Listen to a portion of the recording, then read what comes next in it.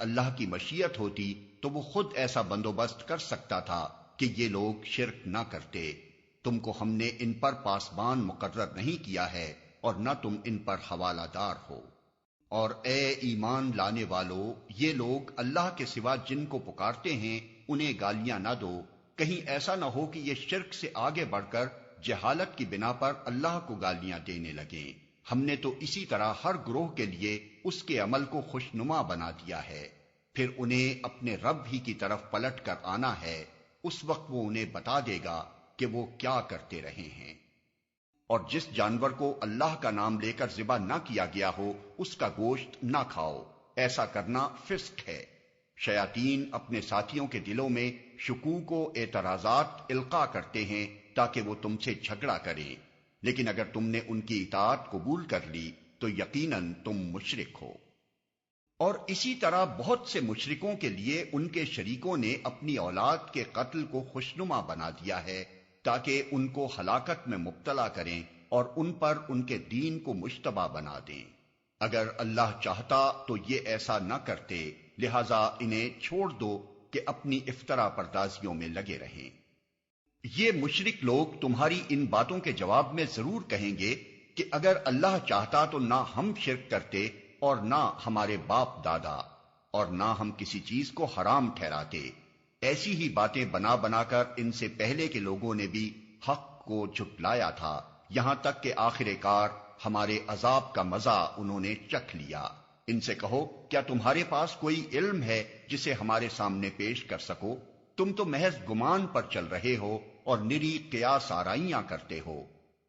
اے محمد کہو میرے رب نے بالیقین مجھے سیدھا راستہ دکھا دیا ہے، بالکل ٹھیک دین جس میں کوئی ٹیڑھ نہیں، ابراہیم کا طریقہ جسے یکسو ہو کر اس نے اختیار کیا تھا اور وہ مشرکوں میں سے نہ تھا۔ یا یہ نہ کہنے لگو کہ شرک کی ابتدا تو ہمارے باپ دادا نے ہم سے پہلے کی تھی اور ہم بعد کو ان کی نسل سے پیدا ہوئے، پھر کیا آپ ہمیں اس قصور میں پکڑتے ہیں جو غلط کار لوگوں نے کیا تھا؟ مگر جب اللہ نے ان کو ایک صحیح اور سالم بچہ دے دیا تو وہ اس کی اس بخشش و عنایت میں دوسروں کو اس کا شریک ٹھہرانے لگے۔ اللہ بہت بلند و برتر ہے ان مشرکانہ باتوں سے جو یہ لوگ کرتے ہیں۔ اعلان برات ہے اللہ اور اس کے رسول کی طرف سے ان مشرکین کو جن سے تم نے معاہدے کیے تھے۔ اطلاع عام ہے اللہ اور اس کے رسول کی طرف سے حج اکبر کے دن تمام لوگوں کے لیے کہ اللہ مشرکین سے بری الذمہ ہے اور اس کا رسول بھی۔ اب اگر تم لوگ توبہ کر لو تو تمہارے ہی لیے بہتر ہے، اور جو منہ پھیرتے ہو تو خوب سمجھ لو کہ تم اللہ کو عاجز کرنے والے نہیں ہو۔ اور اے نبی انکار کرنے والوں کو سخت عذاب کی خوشخبری سنا دو، بجز ان مشرکین کے جن سے تم نے معاہدے کیے پھر انہوں نے اپنے عہد کو پورا کرنے میں تمہارے ساتھ کوئی کمی نہیں کی اور نہ تمہارے خلاف کسی کی مدد کی، تو ایسے لوگوں کے ساتھ تم بھی مدت معاہدہ تک وفا کرو، کیونکہ اللہ متقیوں ہی کو پسند کرتا ہے۔ پس جب حرام مہینے گزر جائیں تو مشرکین کو قتل کرو جہاں پاؤ، اور انہیں پکڑو اور گھیرو اور ہر گھاٹ میں ان کی خبر لینے کے لیے بیٹھو، پھر اگر وہ توبہ کر لیں اور نماز قائم کریں اور زکوٰۃ دیں تو انہیں چھوڑ دو، اللہ درگزر کرنے والا اور رحم فرمانے والا ہے۔ اور اگر مشرکین میں سے کوئی شخص پناہ مانگ کر تمہارے پاس آنا چاہے تاکہ اللہ کا کلام سنے تو اسے پناہ دے دو یہاں تک کہ وہ اللہ کا کلام سن لے، پھر اسے اس کے مامن تک پہنچا دو۔ یہ اس لیے کرنا چاہیے کہ یہ لوگ علم نہیں رکھتے۔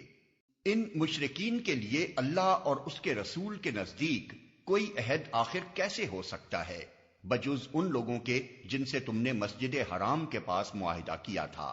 تو جب تک وہ تمہارے ساتھ سیدھے رہیں تم بھی ان کے ساتھ سیدھے رہو، کیونکہ اللہ متقیوں کو پسند کرتا ہے۔ مگر ان کے سوا دوسرے مشرکین کے ساتھ کوئی عہد کیسے ہو سکتا ہے جبکہ ان کا حال یہ ہے کہ تم پر قابو پا جائیں تو نہ تمہارے معاملے میں کسی قرابت کا لحاظ کریں نہ کسی معاہدے کی ذمہ داری کا۔ وہ اپنی زبانوں سے تم کو راضی کرنے کی کوشش کرتے ہیں مگر دل ان کے انکار کرتے ہیں اور ان میں سے اکثر فاسق ہیں۔ مشرکین کا یہ کام نہیں ہے کہ وہ اللہ کی مسجدوں کے مجاور و خادم بنے، درا حالے کے اپنے اوپر وہ خود کفر کی شہادت دے رہے ہیں۔ ان کے تو سارے اعمال ضائع ہو گئے اور جہنم میں انہیں ہمیشہ رہنا ہے۔ اے ایمان لانے والو، مشرکین ناپاک ہیں، لہذا اس سال کے بعد یہ مسجد حرام کے قریب نہ پھٹکنے پائیں، اور اگر تمہیں تنگ دستی کا خوف ہے تو بعید نہیں کہ اللہ چاہے تو تمہیں اپنے فضل سے غنی کر دے۔ اللہ علیم و حکیم ہے۔ انہوں نے اپنے علماء اور درویشوں کو اللہ کے سوا اپنا رب بنا لیا ہے، اور اسی طرح مسیح ابن مریم کو بھی، حالانکہ ان کو ایک معبود کے سوا کسی کی بندگی کرنے کا حکم نہیں دیا گیا تھا۔ وہ جس کے سوا کوئی مستحق عبادت نہیں، پاک ہے وہ ان مشرکانہ باتوں سے جو یہ لوگ کرتے ہیں۔ وہ اللہ ہی ہے جس نے اپنے رسول کو ہدایت اور دین حق کے ساتھ بھیجا ہے تاکہ اسے پوری جنس دین پر غالب کر دے، خواہ مشرکوں کو یہ کتنا ہی ناگوار ہو۔ حقیقت یہ ہے کہ مہینوں کی تعداد جب سے اللہ نے آسمان و زمین کو پیدا کیا ہے اللہ کے نوشتے میں 12 ہی ہے، اور ان میں سے 4 مہینے حرام ہیں۔ یہی ٹھیک ضابطہ ہے، لہذا ان 4 مہینوں میں اپنے اوپر ظلم نہ کرو اور مشرکوں سے سب مل کر لڑو جس طرح وہ سب مل کر تم سے لڑتے ہیں، اور جان رکھو کہ اللہ متقیوں ہی کے ساتھ ہے۔ جب کبھی کوئی سورت اس مضمون کی نازل ہوئی کہ اللہ کو مانو اور اس کے رسول کے ساتھ مل کر جہاد کرو، تو تم نے دیکھا کہ جو لوگ ان میں صاحب مقدرت تھے وہی تم سے درخواست کرنے لگے کہ انہیں جہاد کی شرکت سے معاف رکھا جائے، اور انہوں نے کہا کہ ہمیں چھوڑ دیجئے کہ ہم بیٹھنے والوں کے ساتھ رہیں۔ ضعیف اور بیمار لوگ اور وہ لوگ جو شرکت جہاد کے لیے راہ نہیں پاتے اگر پیچھے رہ جائیں تو کوئی حرج نہیں، جبکہ وہ خلوص دل کے ساتھ اللہ اور اس کے رسول کے وفادار ہوں۔ ایسے محسنین پر اعتراض کی کوئی گنجائش نہیں ہے، اور اللہ درگزر کرنے والا اور رحم فرمانے والا ہے۔ البتہ اعتراض ان لوگوں پر ہے جو مالدار ہیں اور پھر بھی تم سے درخواستیں کرتے ہیں کہ انہیں شرکت جہاد سے معاف رکھا جائے۔ انہوں نے گھر بیٹھنے والیوں میں شامل ہونا پسند کیا اور اللہ نے ان کے دلوں پر ٹھپا لگا دیا، اس لیے اب یہ کچھ نہیں جانتے کہ اللہ کے ہاں ان کی اس روش کا کیا نتیجہ نکلنے والا ہے۔ نبی کو اور ان لوگوں کو جو ایمان لائے ہیں زیبا نہیں ہے کہ مشرکوں کے لیے مغفرت کی دعا کریں، چاہے وہ ان کے رشتہ دار ہی کیوں نہ ہوں، جبکہ ان پر یہ بات کھل چکی ہے کہ وہ جہنم کے مستحق ہیں۔ یہ لوگ اللہ کے سوا ان کی پرستش کر رہے ہیں جو ان کو نہ نقصان پہنچا سکتے ہیں نہ نفع، اور کہتے یہ ہیں کہ یہ اللہ کے ہاں ہمارے سفارشی ہیں۔ اے محمد ان سے کہو، کیا تم اللہ کو اس بات کی خبر دیتے ہو جسے وہ نہ آسمانوں میں جانتا ہے نہ زمین میں؟ پاک ہے وہ اور بالا و برتر ہے اس شرک سے جو یہ لوگ کرتے ہیں۔ جس روز ہم ان سب کو ایک ساتھ اپنی عدالت میں اکٹھا کریں گے، پھر ان لوگوں سے جنہوں نے شرک کیا ہے کہیں گے کہ ٹھہر جاؤ تم بھی اور تمہارے بنائے ہوئے شریک بھی، پھر ہم ان کے درمیان سے اجنبیت کا پردہ ہٹا دیں گے، اور ان کے شریک کہیں گے کہ تم ہماری عبادت تو نہیں کرتے تھے، اور مجھ سے فرمایا گیا ہے کہ تو یکسو ہو کر اپنے آپ کو ٹھیک ٹھیک اس دین پر قائم کر دے، اور ہرگز ہرگز مشرکوں میں سے نہ ہو۔ تم ان سے صاف کہہ دو کہ میرا راستہ تو یہ ہے، میں اللہ کی طرف بلاتا ہوں، میں خود بھی پوری روشنی میں اپنا راستہ دیکھ رہا ہوں اور میرے ساتھی بھی، اور اللہ پاک ہے اور شرک کرنے والوں سے میرا کوئی واسطہ نہیں۔ بس اے نبی، جس چیز کا تمہیں حکم دیا جا رہا ہے اسے ہانکے پکارے کہہ دو، اور شرک کرنے والوں کی ذرا پرواہ نہ کرو۔ آ گیا اللہ کا فیصلہ، اب اس کے لیے جلدی نہ مچاؤ، پاک ہے وہ اور بالا و برتر ہے اس شرک سے جو یہ لوگ کر رہے ہیں۔ اس نے آسمان و زمین کو برحق پیدا کیا ہے، وہ بہت بالا و برتر ہے اس شرک سے جو یہ لوگ کرتے ہیں۔